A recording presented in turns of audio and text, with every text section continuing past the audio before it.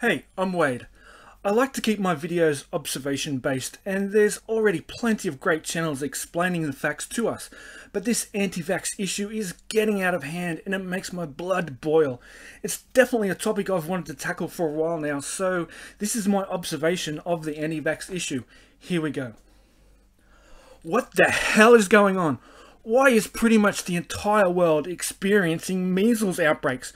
A disease that was relatively eradicated around 20 years ago. Seriously, what the fudge? I know it may not be the worst disease around, but this could very well be a precursor to something far worse. We're just lucky that measles doesn't have the ability to mutate into something worse. But if this resurfacing can happen with virtually eradicated disease, what's next? Smallpox? Polio? The anti-vax movement is one of the most dangerous pseudoscience fads in history. I've seen both sides of the argument, and I truly do not understand why people aren't vaccinating their children. Anti-vaxxers. When you were pregnant with your children, did you go to a doctor to check if everything was okay and have a listen to your baby's heartbeat? Wasn't it a doctor that helped bring your child safely into this world? And when your child did get sick, didn't you take them to see a doctor for an examination and treatment? Well then why? Why is it when those same doctors are now telling you to vaccinate your child for no other reason than to keep them alive, why the hell aren't you doing it? I don't get it. Why are people cherry-picking medical science? Yeah, sure, the doctors tell us things we don't want to hear, like quit smoking, drink less, do more exercise, but it's only to keep us alive. That's all. Well, thanks to this ridiculously dangerous anti-vax fad, my own country of Australia is now experiencing measles outbreaks. This isn't something that's just happening in North America or Europe. We live in a more connected world than 20 years ago. Diseases are capable of spreading around the earth in a matter of days or even hours. Personally, I think the measles outbreaks are just a dress rehearsal for something far worse. And if that's scaremongering, so what? The entire anti-vax movement is built around scaremongering. Seriously, it's almost 2020 and a growing number of people think the earth is flat and vaccines are some dangerous conspiracy causing autism. It's ridiculously idiotic. Well, now I'll play a news report from a local Australian news station, bringing one of the measles outbreaks to public attention.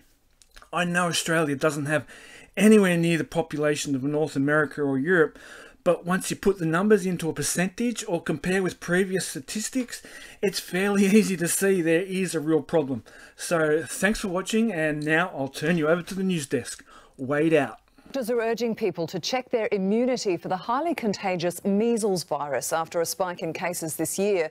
Ebony Cavallaro joins us from the Royal Brisbane Hospital. Ebony, how bad is it? Well, there's already been 12 cases in Queensland this year. That's just 2 fewer than the whole of last year, and that's why authorities are so concerned. It's highly contagious and can be deadly. The latest measles alert is for Roma Street Station on Saturday night after an infectious person travelled from Sydney and spent the weekend in Highgate Hill.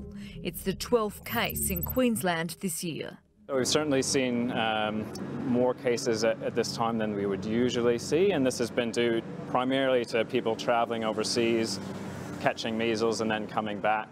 The symptoms start similar to a flu before the telltale rash appears. And it's a blotchy red rash that usually starts on the face and then spreads down over the body.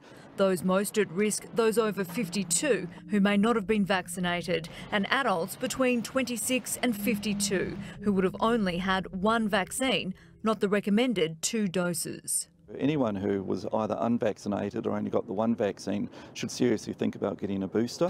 Measles immunisation has fallen below herd immunity levels in several southeast areas, including around Nambour, in Brisbane City, Kenmore, Springfield, Loganlea, Bow Desert, northern parts of the Gold Coast, Surfers Paradise and Coolangatta.